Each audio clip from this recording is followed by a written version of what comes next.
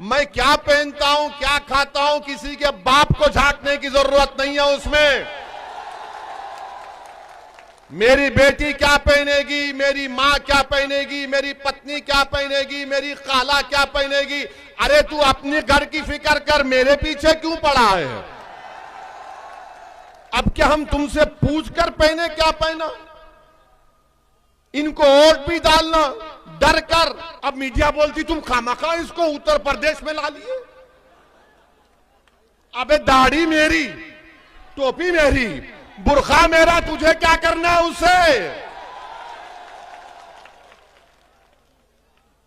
अब आप बताइए, हिजाब और बुर्का पहनना तो हमारा राइट है, हमारा फंडामेंटल राइट है संविधान में।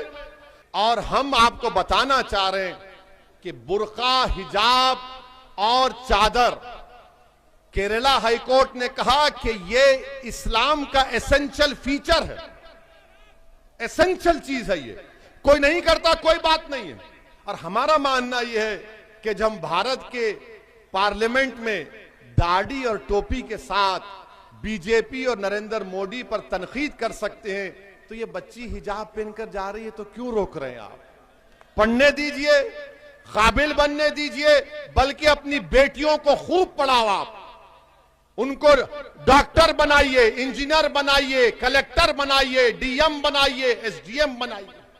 हमारा मकसद तो यही है कि भारत में जब तक भारत की महिलाओं की सुरक्षा नहीं होगी, जब तक भारत के महिलाओं को तरक्की के मौके नहीं मिलेंगे, भारत सुपर पावर नहीं बन सकता।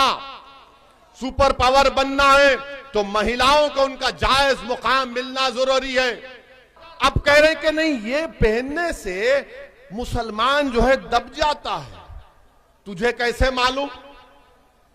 जो हमारा हाल है, हमारे घर में भी बुर्का होता, मगर जब हम घर में जाते भड़का भाषण नहीं दे सकते, हम डर के बैठना पड़ता हमको। हमारे समझे ना, आपका भी हाल होगा, है ना?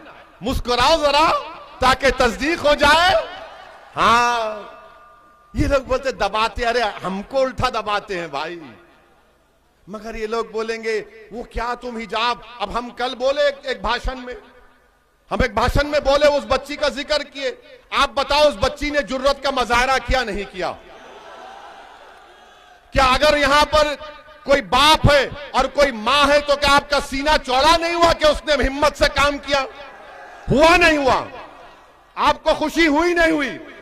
अगर हुई तो हाथ उठाओ, उठाओ, छत पे भी खड़े हाथ उठाओ। डर रहे क्यों? समाज